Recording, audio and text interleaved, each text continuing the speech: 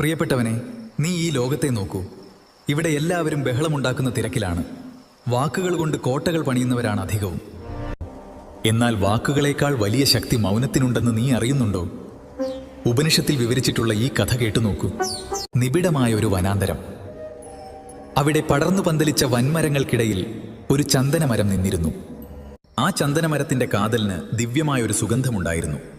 വഴിപോക്കർക്കും പക്ഷികൾക്കും മുനിമാർക്കും അതൊരുപോലെ തണലും പ്രശാന്തിയും നൽകി. എന്നാൽ കാട്ടിലെ മറ്റ് കരുത്തുറ്റ മരങ്ങൾക്ക് ഇതൊരു തീരാവേദനയായിരുന്നു. തങ്ങളുടെ വലിപ്പത്തെയും ശക്തിയെയും കുറിച്ച് അഹങ്കരിച്ചിരുന്ന അവർ ചന്ദനമരത്തെ പരിഹസിച്ചു. പക്ഷേ ചന്ദനമരം ഇതൊന്നും ശ്രദ്ധിക്കാതെ തൻ്റെ ഉള്ളിലെ നന്മ സുഗന്ധമായി ലോകത്തിന് നൽകിക്കൊണ്ടിരുന്നു. നമ്മുടെ ജീവിതവും ഈ വനം പോലെയാണ്. എപ്പോഴും ബഹളം വയ്ക്കാനും ഓരോ ചോദ്യത്തിനും മറുപടി നൽകാനും മറ്റുള്ളവർക്ക് മുന്നിൽ സ്വയം ന്യായീകരിക്കാനുമാണ് ലോകം നമ്മെ പഠിപ്പിക്കുന്നത്. എന്നാൽ ഓർക്കുക, വാക്കുകൾ കൂടുമ്പോൾ നമ്മുടെ ആന്തരിക ഊർജം ചോർന്നു പോകുന്നു.